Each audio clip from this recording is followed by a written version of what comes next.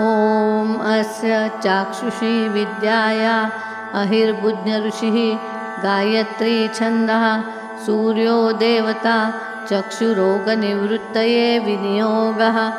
ॐ चक्षु चक्षु चक्षु तेजस्थिरो भव मां पाहि पाहि त्वरितं चक्षुरोगान् शमय शमय।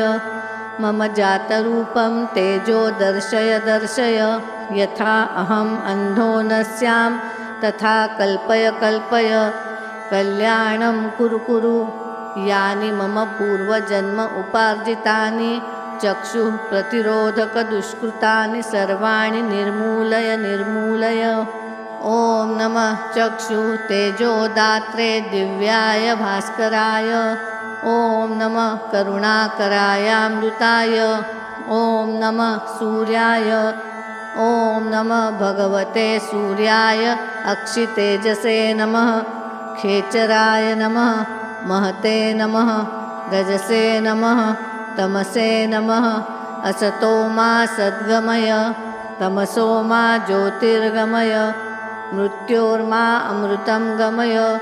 उष्णो भगवान् शुचिरूपः हंसो भगवान् शुचिरप्रतिरूपः।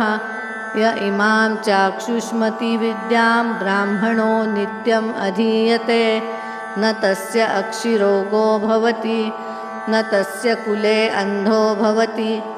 अष्टौ ब्राह्मणान् सम्यक् ग्राहयित्वा विद्यासिद्धिर्भवति।